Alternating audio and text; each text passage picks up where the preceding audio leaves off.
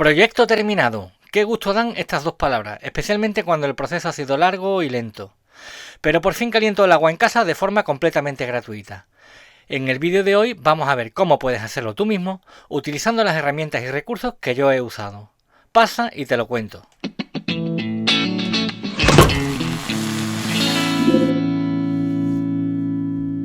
La clave para calentar agua gratuitamente es aprovechar los excedentes fotovoltaicos para alimentar el termoeléctrico. Yo esto ya lo tenía montado gracias a Home Assistant y a un enchufe inteligente, pero solo podía encender el termo cuando me sobraban más de 1700 vatios, que es su consumo habitual. Con mi nuevo gestor de excedentes consigo entregar al termo exactamente la potencia que yo quiera. Si me sobran 500 vatios, pues entrego 500 vatios. Obviamente tardará más en alcanzar su temperatura máxima, pero estoy aprovechando esos 500 vatios en lugar de verterlos a la red o perderlos. Aquí puedes ver una gráfica de los excedentes que he tenido en un día bastante nuboso, pero a pesar de ello he ido aprovechando para calentar el termo hasta su temperatura máxima. Puedes ver como solamente en algunos picos del día, como este, o estos de aquí, o este, o estos, he conseguido más de 1700 vatios, que serían más o menos por aquí. Sin embargo, desde las 10:30 de la mañana voy teniendo alrededor de unos 400 o 500 vatios de sobra en excedente y meto al gestor de excedente la parte azul de la gráfica, que siempre está unos 200 vatios por debajo. Siempre dejo sin consumir unos 200 vatios en casa por tener margen si se enciende algún dispositivo. Pues gracias a esta energía, que solo alcanza a los 1700 vatios en este momento y en estos momentos, y que está siendo regulada por el gestor de excedentes el resto del tiempo, consigo alcanzar la temperatura máxima sobre las 12:30, por aquí. Aquí corta el termostato del termo, y aunque tengo excedentes de sobra, ya el termo no me está consumiendo energía. De hecho, aquí podemos ver la gráfica de la temperatura, cómo va subiendo hasta llegar a este momento en el que corta. Luego la temperatura pues se baja un pelín en determinados momentos del día y el gestor de excedente vuelve a calentar el agua para mantenerla constante. Y aquí tienen la temperatura constante a lo largo del resto del día. Ni que decir tiene que esta aplicación también sería válida para cualquier otro tipo de carga resistiva que tengas en casa, como por ejemplo un radiador o un acumulador de calor. Veamos el circuito que he empleado para mi gestor de excedente, que como no podía ser de otra manera, está gobernado por un ESP32. No me paro en detalles porque el esquema y el diseño de la PCB del circuito te los dejo en mi blog, cuyo enlace tienes en la descripción. Si quieres hacerlo tú, quédate porque más adelante te voy a contar cuáles son las aplicaciones y herramientas que he utilizado para diseñarlo y para fabricarlo. Y sí, soy consciente de que esto que he hecho ya existe, y podía haberme ahorrado mucho trabajo simplemente copiando lo que ya está hecho en el magnífico proyecto FreeDS que te recomiendo veas. Sin embargo, el espíritu de MicroPic es el hacerlo tú mismo, el cacharreo y el divertirte aprendiendo. Además, la satisfacción de verlo funcionando cuando lo has parido desde cero no tiene precio. ¿Y cómo funciona un gestor de excedente? Si miramos los bloques principales del proyecto, serían más o menos los siguientes. En primer lugar, necesitamos saber cuántos excedentes fotovoltaicos tenemos en tiempo real. Para ello, yo utilizo un módulo Elfin EW11 conectado a mi inversor Huawei, como te comenté en este vídeo. Esto me permite tener una lectura de los excedentes cada 5 segundos durante todo el día. Es importante que la actualización de esta información sea muy frecuente, porque si se enciende algo en casa y no tienes información de que los excedentes han desaparecido, seguirás alimentando tu salida como si tuvieras energía de sobra, para lo cual estarás importando energía y no es lo que queremos. En segundo lugar, el gestor de excedente decide qué hacer con esta energía sobrante, cuánta utilizar y cómo utilizarla. En mi caso, he optado por alojar esta inteligencia en Node-RED. Se podría haber implementado dentro del propio ESP32 o incluso en Home Assistant, pero yo he preferido hacerlo en Node-RED, que me parece más claro para algoritmos un poco más elaborados. Además, necesitamos comunicarnos con el gestor de excedente tanto para indicarle la potencia que queremos que entregue, como para leer el consumo que está teniendo y otros indicadores interesantes.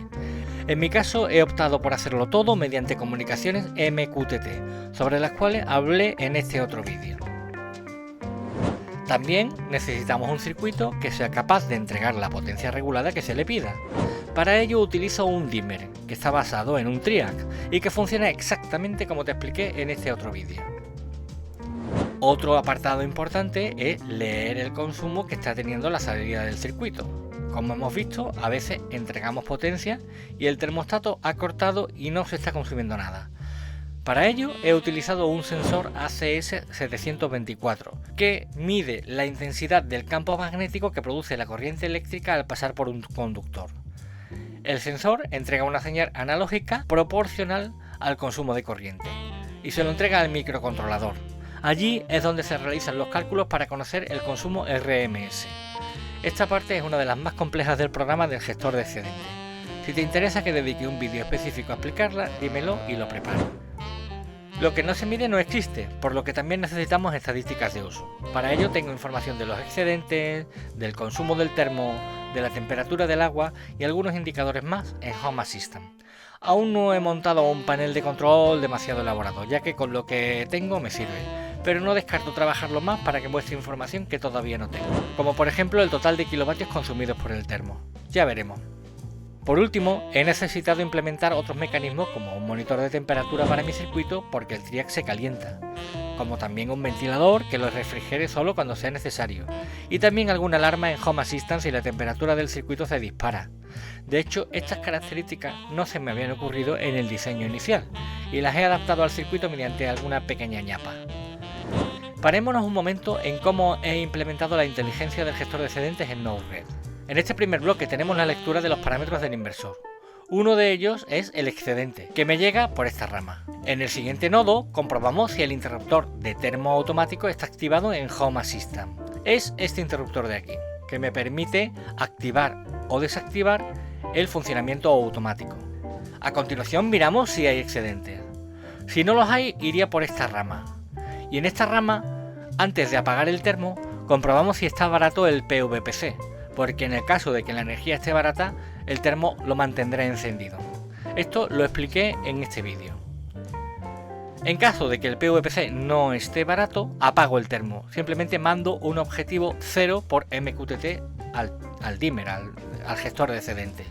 En caso de que sí tuviera excedente, envío un objetivo menos 200. Esto significa que cojo el valor de los excedentes, les resto 200 vatios y eso es lo que mando por MQTT al gestor de excedente.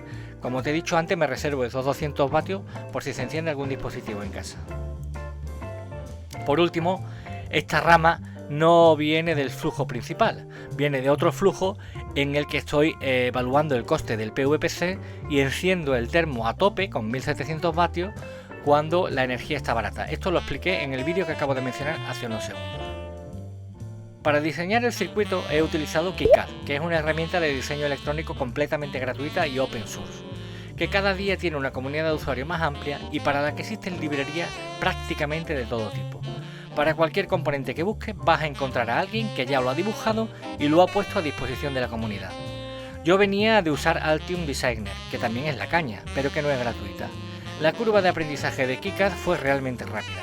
Y como puedes ver, a nivel de diseño de esquemático y de PCB no necesitarás más. Incluso tiene un visor 3D para que puedas visualizar tu placa antes de fabricarla. Para hacer la PCB lo más recomendable es acudir a un fabricante. Hay algunos en China con muy buenos acabados y a un precio bastante competitivo. Pero como yo tenía el antojo de hacerlo todo por mis propios medios, decidí fabricar yo mismo la PCB. Y en lugar de hacerlo con placas fotosensibles e insoladoras como las hacía hace años, he querido probar a fabricar la PCB por primera vez con una fresadora CNC. Dedicaré un vídeo explicando el proceso así como errores que he cometido para que a ti no te ocurra lo mismo. Así quedó el resultado de la PCB recién fabricada. En cuanto al montaje de la misma, por suerte no tuve demasiados problemas, y eso que soldar el ESP32 con esos minúsculos pines que además están por debajo y no asoman por fuera, fue un pequeño tormento, pero lo conseguí, y tras las primeras pruebas ya pude programarlo. Y como no he proyecto terminado sin su caja, pues también hice un diseño de una caja, la fabriqué con la impresora 3D y lo alojé todo dentro. Como ves, al circuito he tenido que ponerle un termómetro justo en la base del disipador del TRIAC porque se calienta bastante y esto me permite monitorizarlo. Además he colocado un mini ventilador que solo salta cuando la temperatura pasa de los 40 grados. Si la temperatura pasa de 70 grados, entonces cortamos la energía al TRIAC para permitir que se enfríe antes de que se queme. Y para que todo esto funcione correctamente, la clave está en el firmware del micro. En vídeos anteriores te he mostrado cómo funciona el código del dimmer, mediante las interrupciones del timer y de detección de flanco en un pin del micro. El código ahora está completo e incluye la medición de consumo mediante el cálculo de RMS, las comunicaciones por MQTT, una librería para poder actualizar el firmware vía OTA, o sea que se puede reprogramar por Wi-Fi, una librería para facilitar los datos de la conexión Wi-Fi desde una interfaz web y algunos detalles más. Este código está realizado con el framework de Arduino para Platform.io y utilizando el IDE de Visual Studio Code. Como hice antes con el esquemático, no me voy a parar a profundizar en el código en este vídeo. Si quieres que profundice en el tema, coméntamelo. Y ahora debo confesar una mentirijilla.